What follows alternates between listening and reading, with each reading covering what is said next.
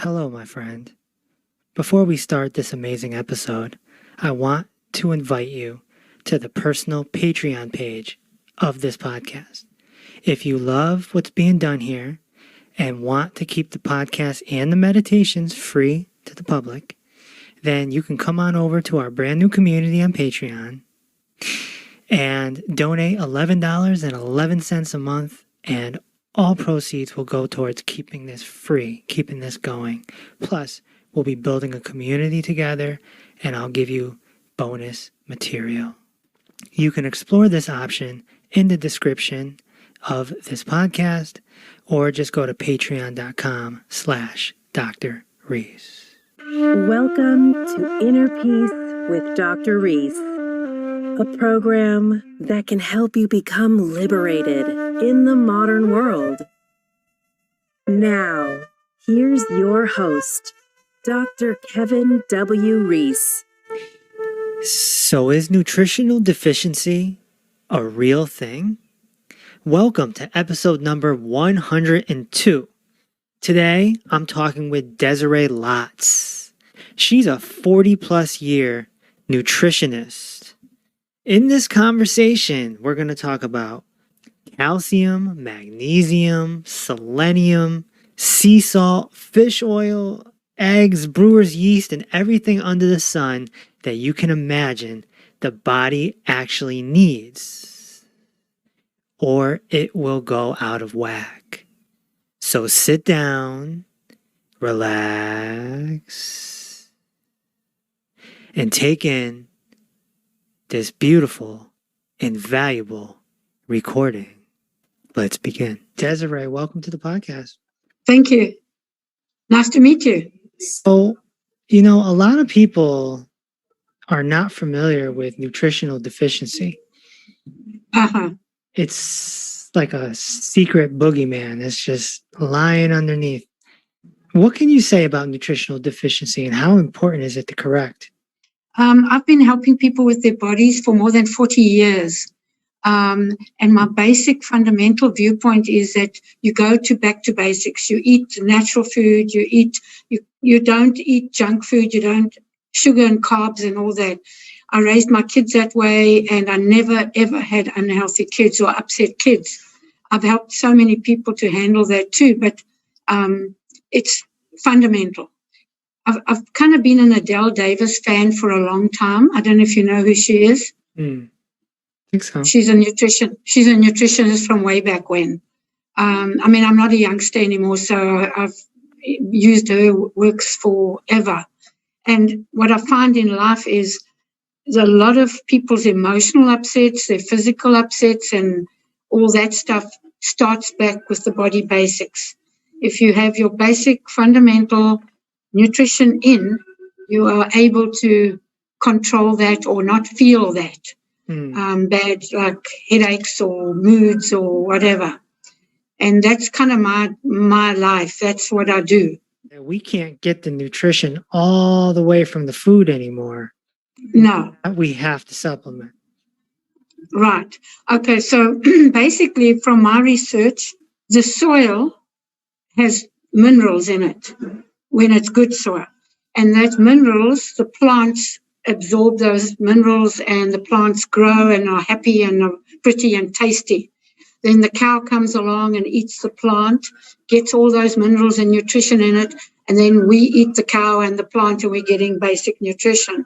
Unfortunately, it's even worse here in America than where I come from. The soil is so depleted that the food has got no value, hasn't got adequate food value. Organically grown and all that helps if you can find good land, but basically the food is nutrient deficient. When it comes to nutrition, I've got some very basic things that I do.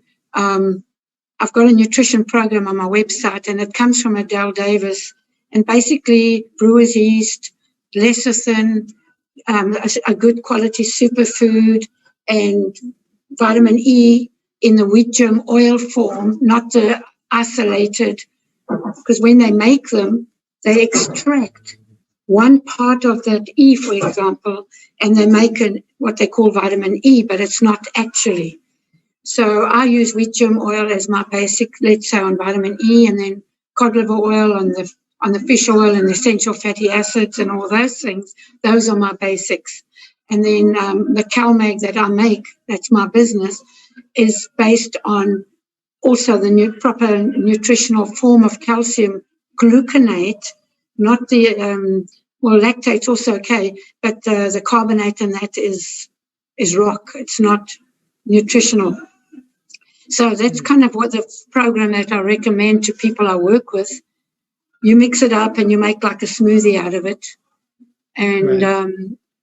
And what's very important in all of this is the lecithin. I'm also a detox specialist. I haven't been practicing it for quite a while, but putting people through a purification program with vitamins to help them get off drugs or clean out their bodies from all the toxins, which we all are getting. And then based on that, what happens is when the toxic particles, let's say you're a drug addict and you're having cocaine, or you're an alcoholic and you're drinking, or you're just getting exposed to all the junk in the environment, when your body can offload a certain part of it, but it can't offload all. So the body is very clever, and it coats those particles in fat and deposits it in the fatty tissue. So now it's living in the fatty tissue, and let's say you tired one day, or you're walking down the road, you haven't eaten, your blood sugar's all out the bottom, and the body pulls on that fat for energy. Now, unfortunately, that piece of fat just happens to have, let's say, an alcohol particle in it, and that alcohol particle is associated with a drunken fight in a pub many years ago. Your wife was flirting with a guy or whatever, and that moment is stirred up again because of that particular particle being released into your bloodstream. So it's very, so anyway, so that's kind of my fundamental viewpoint on it. How important would you say calcium is to the body? It's vital. Calcium and actually all the minerals. In fact, on my website, I've got a little graphic of minerals, not only just calcium, magnesium, but the body's electrical current. The body's electrical current is dependent on minerals to send messages backwards and forwards from the brain to the finger or to the thyroid or to the liver, wherever. The system in the body is based on minerals, and calcium is the most abundant mineral in the body, and magnesium is its mate. So it's 2 to 1, basically. Yeah, exactly. So so it's vital that you get. So I also educate people on. I've got like data on dehydration, and I educate people on salt. We need salt, right? But people think, because I've helped a lot of people with extremely high blood pressure. They come to see me. I'm not a registered doctor or anything, but I do muscle testing, and I've had their doctors tell them, no, you can't have salt because your blood pressure, blah, blah. And and they were very smart, these people, and they listened to me. I agree with the doctors that other stuff is poison. So what I do is I give them seawater, real sea salt. And I use Celtic now because I haven't been able to get the seawater ampoules for quite a while. But the one lady, within 24 hours, her blood pressure totally subsided. And so I educate people on the salt point. So the word salt comes from the word celery. That's the derivation of the word. And way back when the sailing ships used to sail around the world and trade and do all that stuff, they got paid with salt. Salt is vital. And doesn't sodium balance out potassium? So yes, actually, if you look at real salt, it actually has potassium in it. Okay. It's got all the minerals in it. It's got about 80 minerals in it. And yes, but sodium, I need to understand what you mean, because sodium chloride is this white, can I use the word crap, that they make, and they bleach it, and that's poison. and that's what they sell in the supermarkets. I encourage people to go to the go to the bulk section, go and look for Celtic sea salt. That's it. You can do Himalayan too, but the Celtic actually has got iodine in it too, which is vital for the thyroid. So Celtic sea salt number one, maybe Himalayan sea salt. Yeah, Celtic sea salt, yeah. So what I do is, if you've been doing it for a while, I encourage people, I tell them, put salt in your drinking water. If it's flat tasting, there's no taste, you need a bit more. If it's salty, obviously it's too much. Then you just kind of put more water or more salt, depending on which way it is. And then that's the right amount for your body. And if you had to drink my salt water, it's probably not going to be the right. It won't taste good to you because you might need more salt or less salt or whatever. So the human body is very smart. We need it for digestion too, right? Absolutely. Every body function. Absolutely. Yeah. And the nervous system. So these people, the people that come off of salt, they could be screwing up their digestion. Absolutely. And their nervous system and so many things, yeah. Because your digestive system, this whole electrical current thing that I mentioned earlier, your body, it handles everything, digestion, thyroid, adrenals. If you go and put your finger on the hot stove by accident and you burn it, if your electrical current's working well, you'll pull back quickly.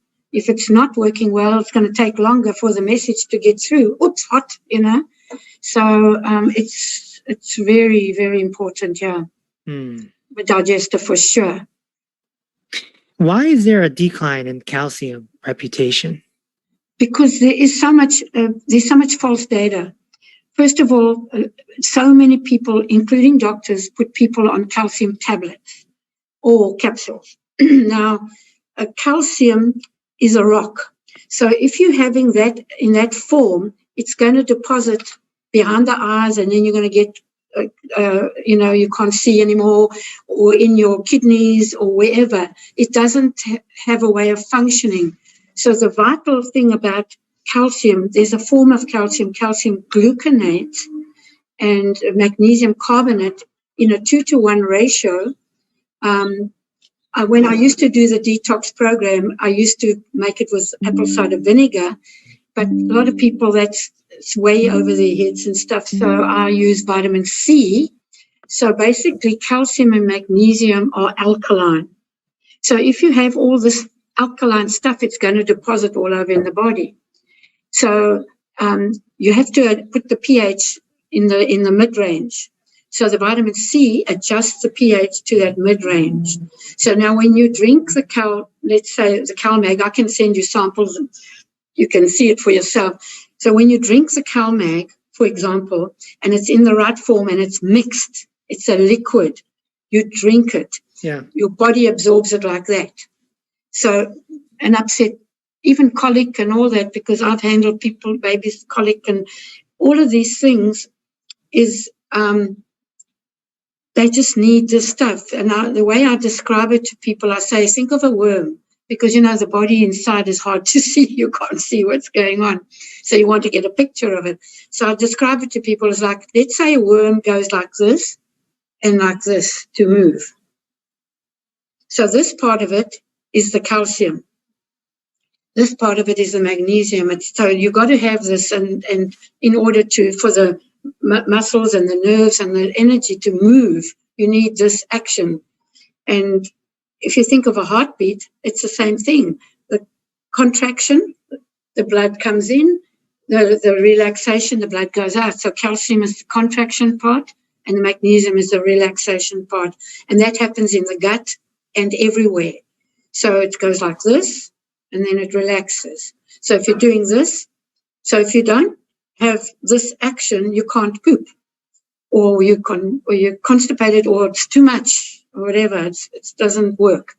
So it's kind of like I like to use things for people to look at. Like that's why I use the electrical current when it comes into the house and everything's working well. Your computer works, your lights work, everything's good. The minute there's interference, you get flickering, let's say. In the worst case scenario, you have a blackout, and then that's body death. I kind of do that but I don't talk about that too much, but that's actually body death. So in between, you've got all these other things are not working properly, this intermittent, like you described, it's not working. And the minute you have enough of these minerals, then they can do their job. Yeah, you know what happened to me is out of the clear blue, I started getting like electrical shocks throughout my whole body, Right. not just hands and feet. Yeah. And it happened like 4 or 5 times over the course of a month. It freaked me out. And, nutritional deficiency. Always, right? Yeah, you can go back to that. Yeah. And my B12 was like 290 at the time. And now it's like 770. Okay. Big difference. Okay, so what do you say to a vegan? I was vegan for 10 years. What do you say to a vegan about nutritional deficiency, especially omegas and fish oil?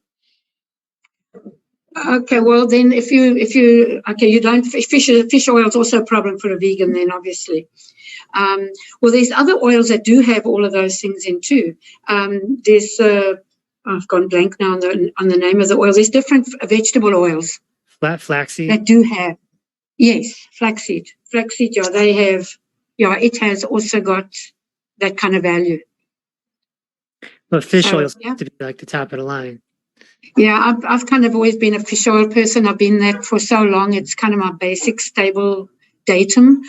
But I've bumped into people like what you just said, vegetarian or vegan or whatever. Fish oil has a lot of research behind it, doesn't it?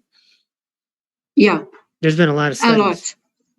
Yeah, I'm kind of not completely up to date on it all, but I mean, I've been doing this for so long that it became such a habit for me that I didn't look into it anymore. Yeah. If you know what I mean. When you know something, you've known it for 40 odd years. I mean, who would ever think that fish oil would be anti-inflammatory? Like, yeah. And it's got so much value. And the other interesting point here that I'll just bring up, do you know who Dr. Royal Lee is? No. He's the standard process originator. He was a dentist, and he's no longer around. But he founded the company Standard Process, and they make their supplements are all food-based. And I've got a lot of his research materials and reference books and stuff like that too. And it was interesting because I have an article on my site as well called Sunburn and cold sores and stuff like that. And basically, from the research I did on his materials, sunburn is also known as hypervitaminosis D. You've got too much vitamin D. So when I did all the looking into it and research, so what happens is when you sit out in the sun, you're absorbing, and we know that you need D to absorb calcium. Okay, so you're sitting in the sun, you get a lot of D, and you're absorbing the calcium. So the calcium comes in, but here's the deal. The D is only floating around in the bloodstream. It's not going into the tissues or the bones. So, and that's why you got all this sunburn and apparently he also says if you get a cold sore, take it as a sign of low tissue calcium. And the solution to that is essential fatty acids, which you're going to get in your fish oils and even in the flaxseed and stuff. So the essential fatty acids is what brings it into the tissue, into the bones for that part of it, and to all the tissues, because calcium, the body has thousands of functions that need calcium and magnesium as well. Well, that's interesting about calcium, because a lot of doctors, the medical establishment says don't take too much calcium, but most nutritionists give lots of calcium, like mega doses. Yeah, and the point here is that the calcium tablets are the ones that are causing a problem. And if you, and I have, you've got a gland, the parathyroid, which is next to the thyroid. And it's not part of the thyroid, it's just that it's alongside the thyroid, and there's four of these little glands here. And their job is to balance the calcium in the body and the bloodstream. So basically what happens is, my theory is, I haven't looked into it, is that when doctors test people and say, oh, you got too much calcium or whatever, I believe that's the problem. The calcium is floating around because maybe as a vitamin D, or it's getting into the bloodstream, whatever way, through these tablets, and it's not going into the tissue. So it's sitting there, and then it's depositing in different parts of the body, arteries, then you get atherosclerosis, and behind the eyes, and then you get that eye thing, and you can cause kidneys all over, you can cause heart attacks and all kinds of stuff because you're causing blockages. So my theory is, I don't trust doctors, I must be honest. I look and I trust the doctors like Dr. Royally and those kind of doctors. So what I believe is happening is that calcium is floating around in the bloodstream. So they're saying, don't take more calcium, don't whatever. But the point you have to do is you've got to get that calcium into the tissue, into the bones. But that form of calcium that most people are taking is tablets or capsules. And it doesn't have the balance with the magnesium, which it needs to absorb, and vice versa. And it doesn't have that acid base. Yep. You need it in a liquid form. Yes. You make it in boiling water, you dissolve the mixture, and then you can put it. I discourage people from putting any kind of sugar thing in it, but some people, okay, the kids, whatever, unsweetened fruit juice maybe, or a herbal tea bag, or I just take mine straight, and a lot of people do, and then either have it cold with ice or drink it hot, whichever way you like. And then it goes into the body and it doesn't get stuck anywhere. And then if you're taking the fish oil, you are taking the particles of calcium, if there are any, from this form of CalMag. It's not going to sit and do that destructive stuff that the others are doing. It's actually going to be absorbed. And I mean, I've handled babies with colic. I've handled, you name it, all kinds of stuff with the CalMag because of these factors. Goes straight into the body. It does its job, calms the person down, whatever. So I believe that that's why a lot of them, and doctors are clueless. I mean, my cousin's a doctor. They study nutrition maybe 2 weeks in all those years of training. So they don't know anything about nutrition. They get taught by Big Pharma. You need blah, blah, and if you've got high blood pressure, you need this drug or whatever, and they don't go back to basics. So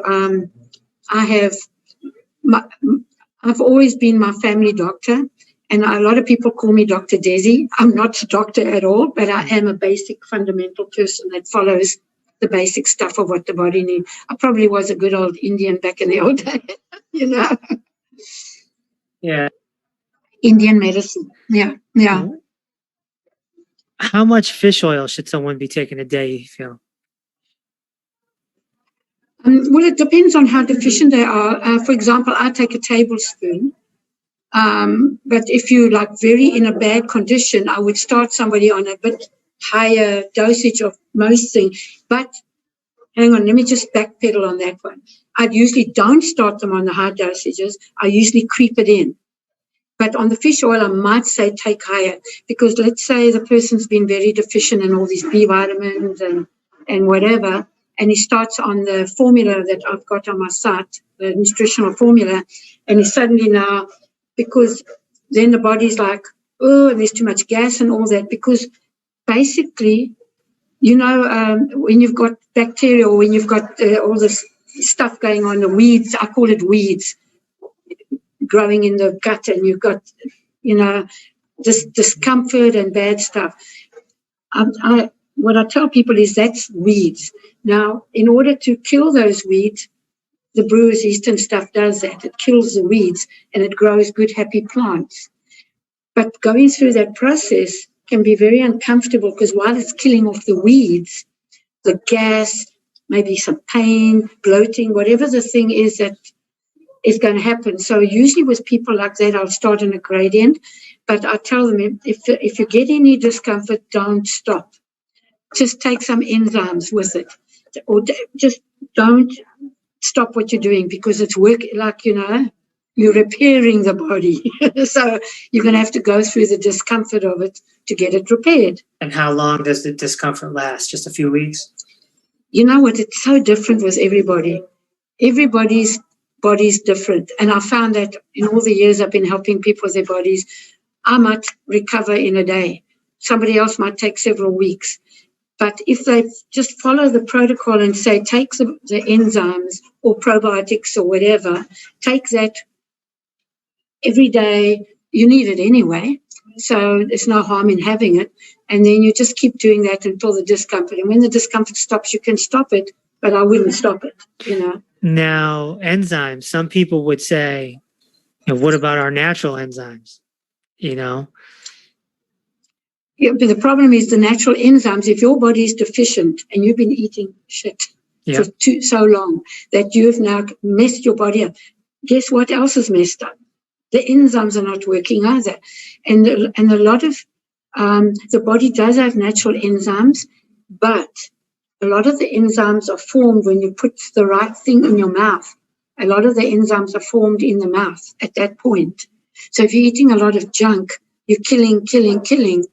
But if you start to eat the right stuff, the enzymes are actually starting to get stirred up and stimulated here in the mouth. A lot of them do start there. How important is eating fatty fish themselves, not just a capsule or not just a supplement? It's always much better to eat the real thing. From our perspective, it's to eat the real thing, to get the real food.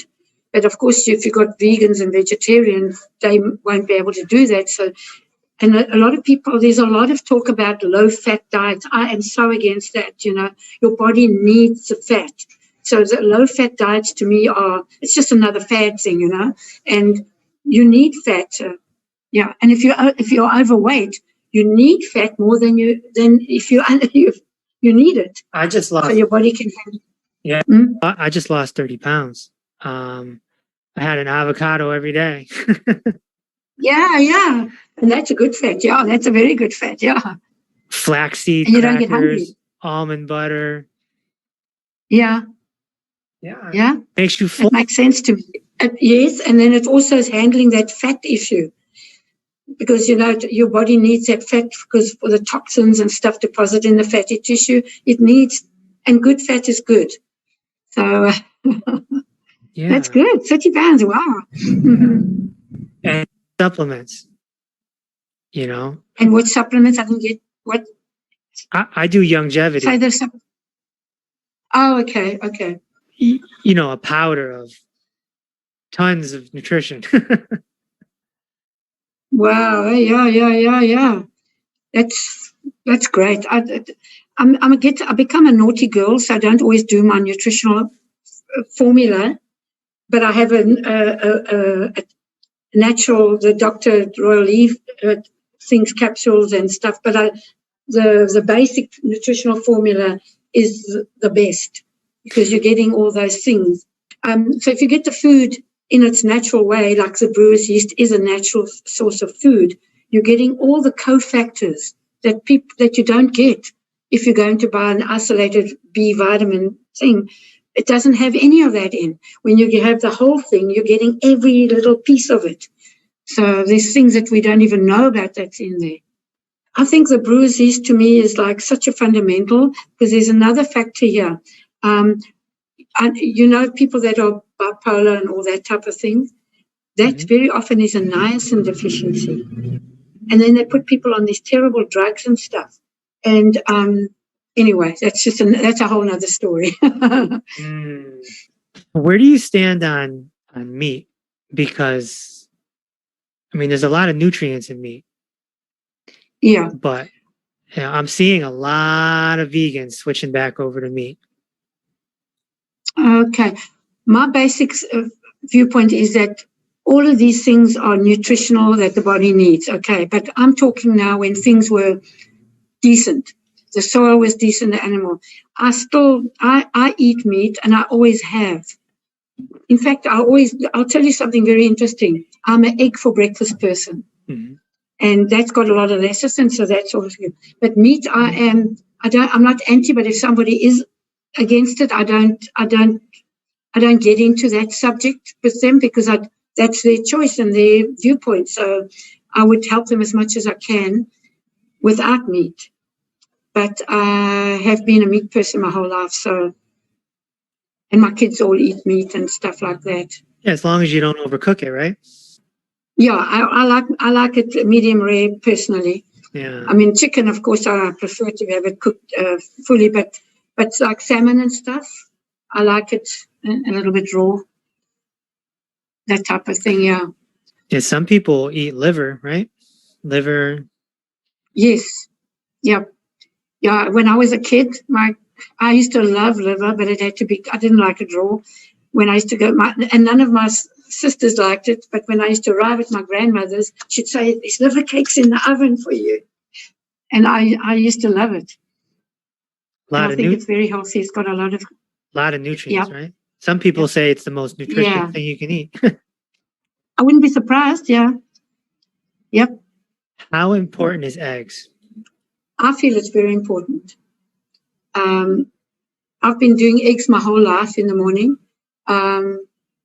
First of all, it gives you protein, but since I've all my research and stuff over many, many years later, especially when doctors talk about don't eat eggs, you've got high cholesterol. That's the worst thing that you can tell the person who's high cholesterol. They need the eggs because they need the lecithin to break down the cholesterol.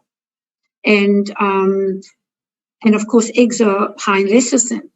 And that's why another part of the medical thing that just makes me so pissed off. But now I see there's a bit of a change of tune. I've noticed something. I don't know if it was NIH or somewhere I saw something online where there seems to be a slight shift of viewpoint on that in the medical industry, but that lecithin is vital. Do you cook your eggs?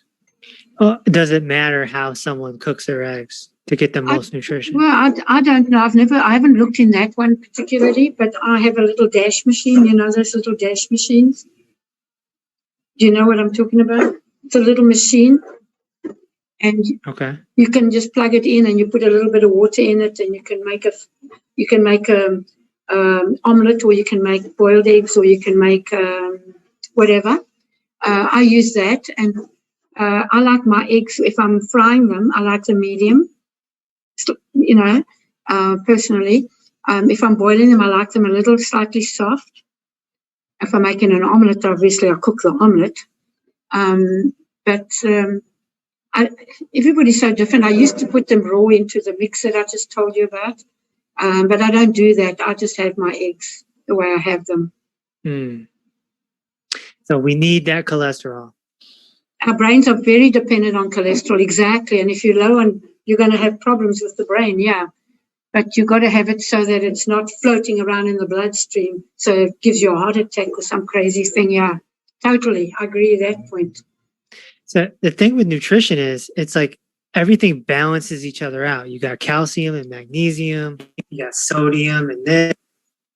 Potassium, the whole nine yards. Even fish, they say, all right, there's mercury in fish, but my understanding is that selenium counteracts the mercury. Yeah. There's a lot of counteracting factors, and selenium and something else as well. It'll safeguard that brain.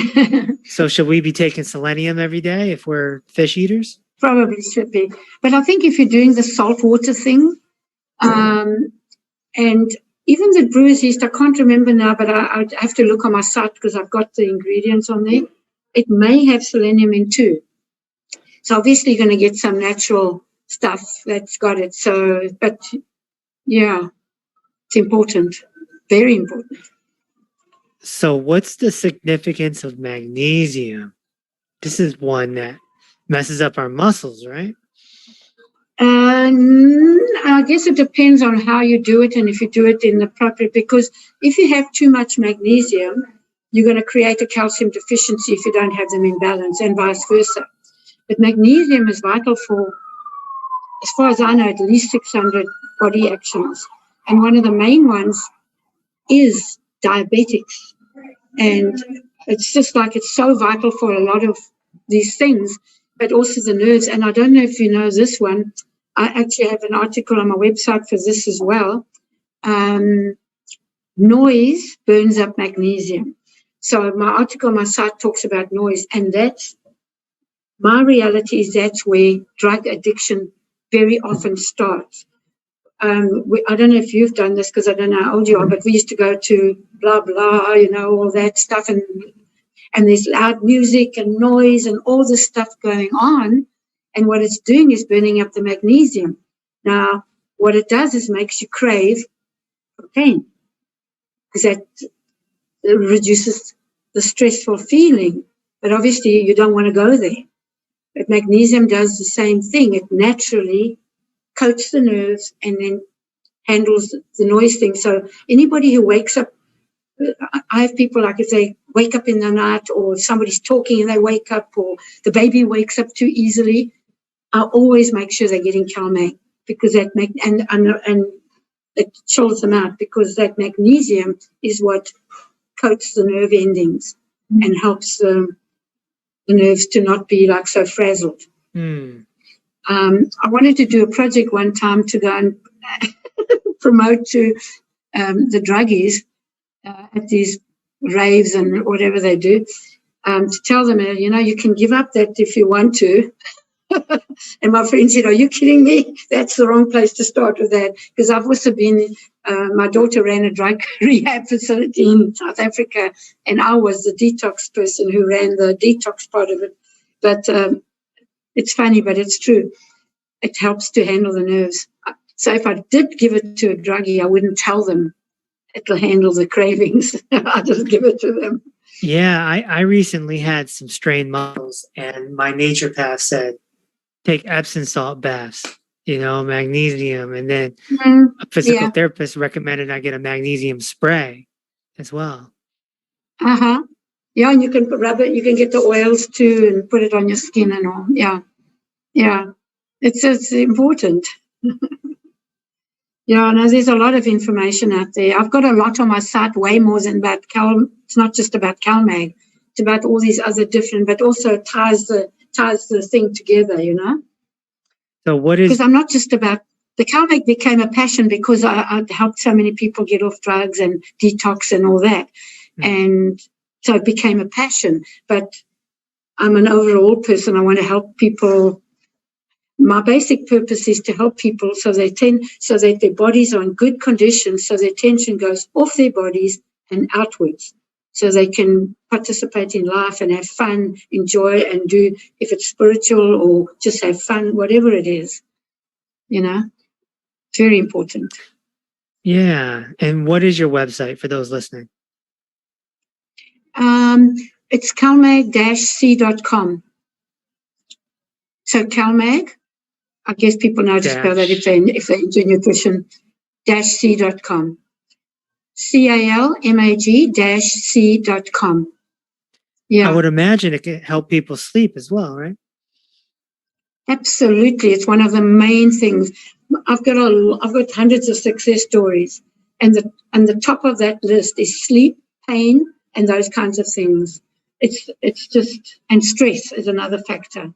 If someone was having trouble sleeping, would you recommend them taking that product more towards the end of the day?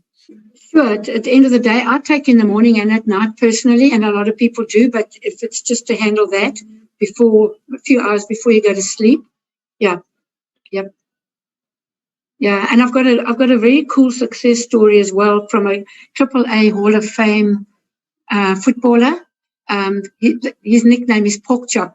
He's not playing the game anymore, but a couple of years ago, he had a grade 3 concussion and was in a lot of pain, very upset emotionally because he couldn't play, and a whole bunch of other stuff. And his coach gave him a bottle of CalMag and told him to take it. But he was skeptical because he also does his own research and stuff. And he tried it out. And the success story I got from him was amazing. it helped with so many other things. Restless legs he had, the sleep issue, which he didn't even realize actually, and then it handled that. And then, of course, the pain and all those things too, yeah. So if anybody wants to look at that, they can just go on my site and go and search for pork chop. Okay, cool. Yeah. Desiree, this has been a great conversation. I appreciate it. Yeah, thank you. I enjoyed it too. So